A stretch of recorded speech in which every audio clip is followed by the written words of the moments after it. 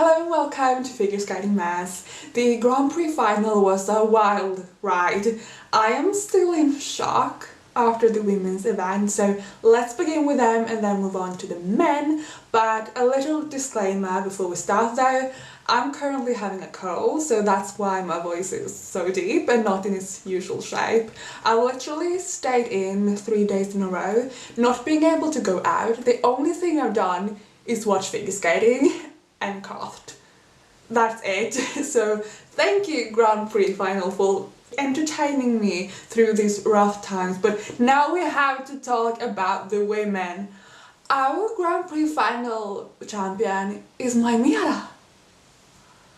She's having the season of her dreams, like 2 Grand Prix goals and then winning Grand Prix final.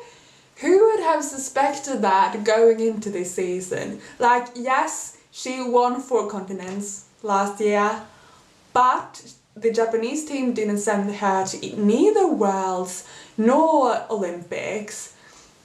And now she's Grand Prix final champion, and when I think of his story, like I almost cry because she has had it so rough with her rheumatism. She was this young, lovely, promising skater, you know, winning titles, and then she was forced to take a step back because of her rheumatism, and now she's back, and not only back, she's winning freaking Grand Prix final.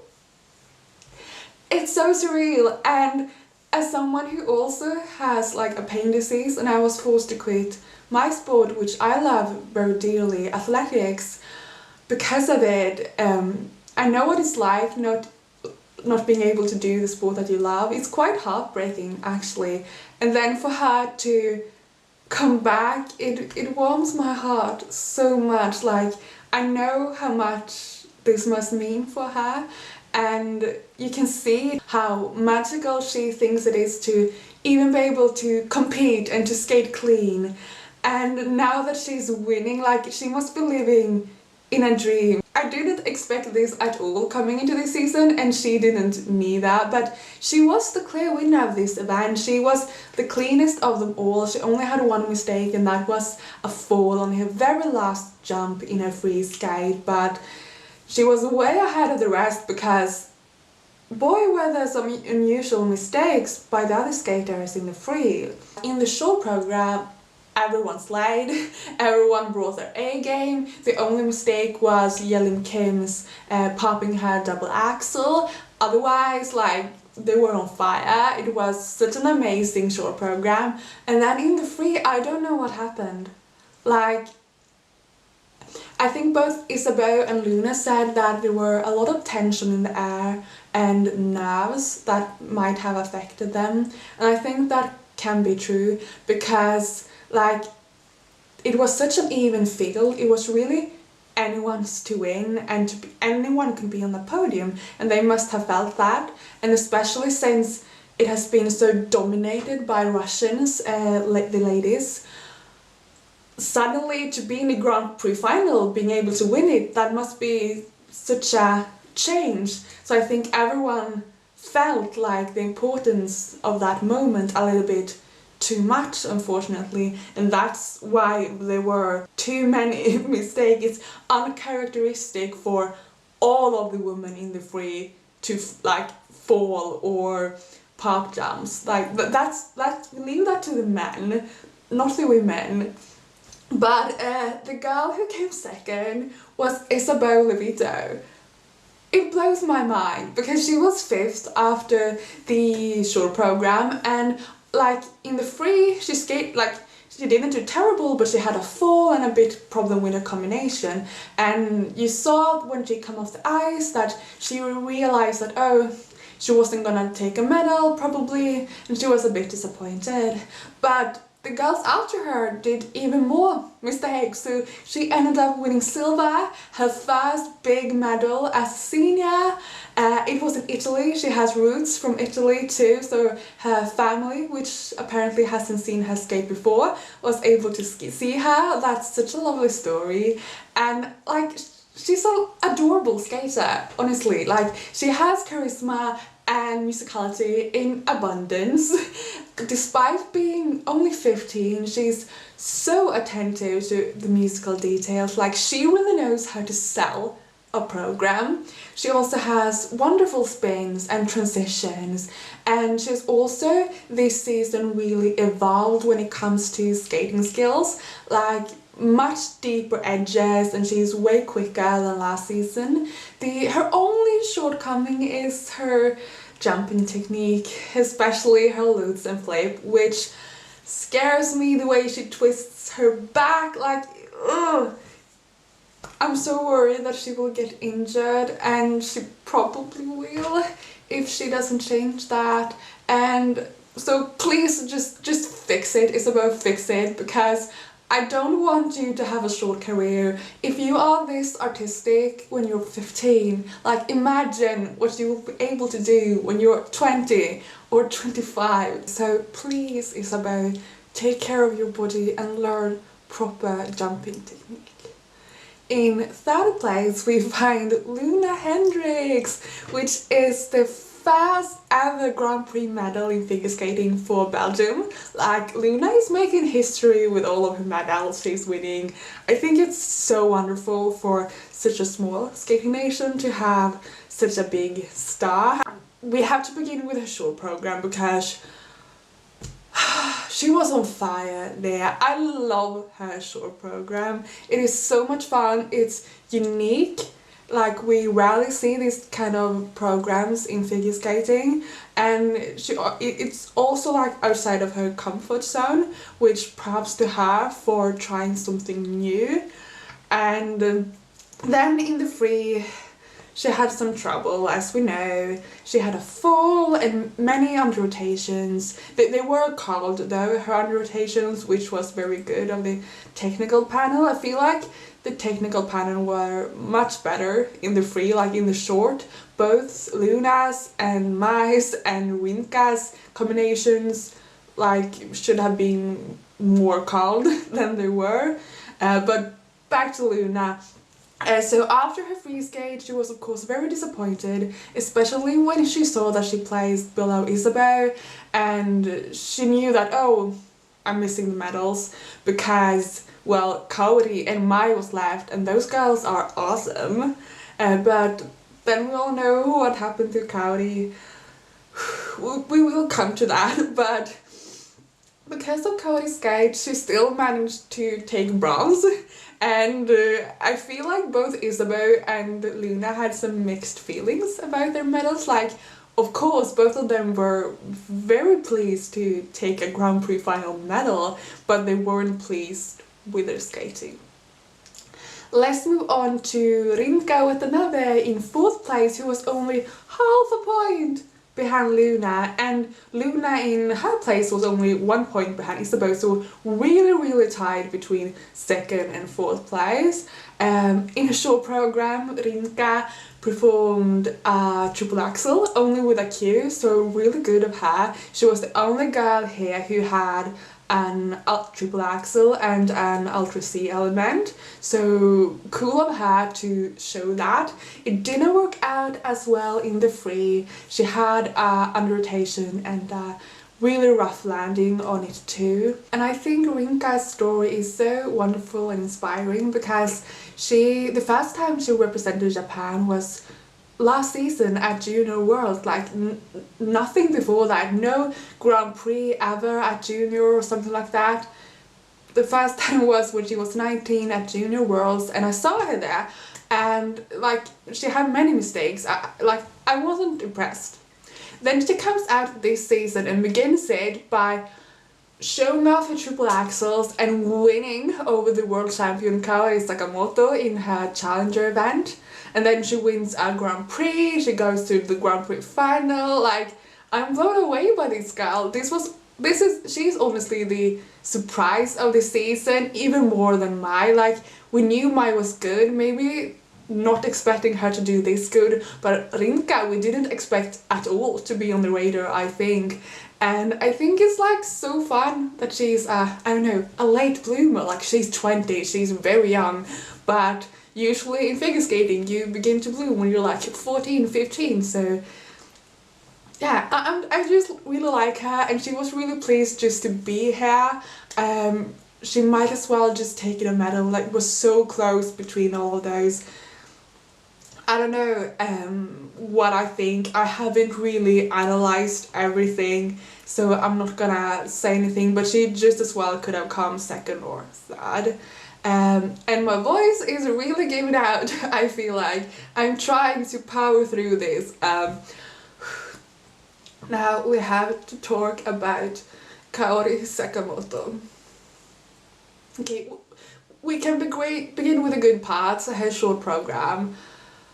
The best she has ever skated it this season. She won the short. I think she deserved even higher PCS scores. Like, she was giving high 8s, very close to 9s, but she deserved 9s, like 9.25 or something. Like, her choreo is so intricate, and it's just a banger, her short program, and it should be rewarded a bit more, I think.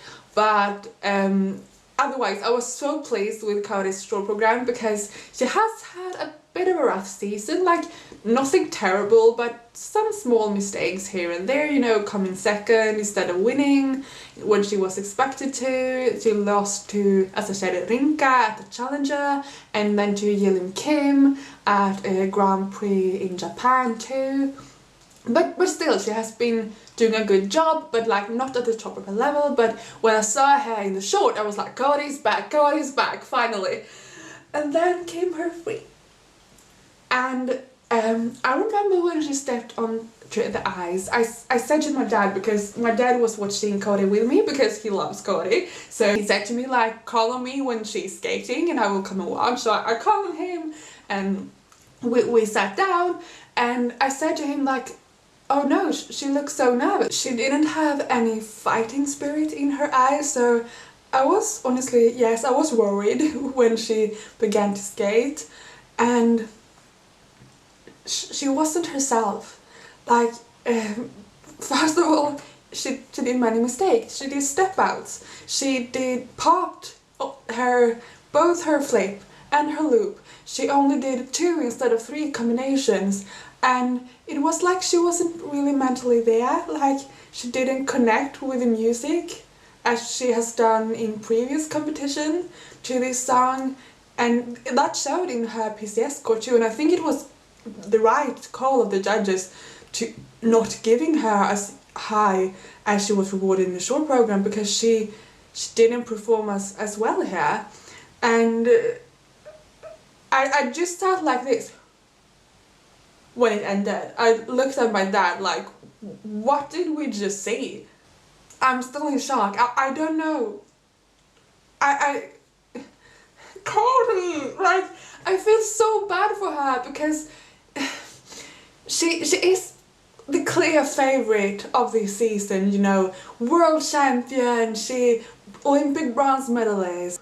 I hope she can make a smashing comeback to 4 continents and worlds. I think she can. Maybe this will take off some of the pressure of her shoulders. Oh my god, my voice. Like, so she isn't. Maybe Mai can be like a bigger favorite, and Kaori doesn't feel the same pressure of being the best. I don't know. I just want Kaori to come back because that was so sad to see. And she wasn't. It was so sad to see a sad Kaori because she's usually like laughing and being so happy, and even if she isn't perfect, she's still like really happy. But like, no, I don't like sad Kaori. And then in 6th place came Yilin Kim, who had 2 rough skates, which honestly is really understandable because she has had 4 competitions in 6 weeks. Korea, for some reason that God only knows, decided to have a domestic competition the week before Grand Prix final, where they were gonna send, you know, 1 girl to the senior and 3 girls to junior. Like, why have a domestic competition the week before that? That's so stupid, especially when they have nationals in January. I think she was tired. I think she would have done much better if it wasn't for that competition, honestly. So shame on you, Korea, for doing that to your skater.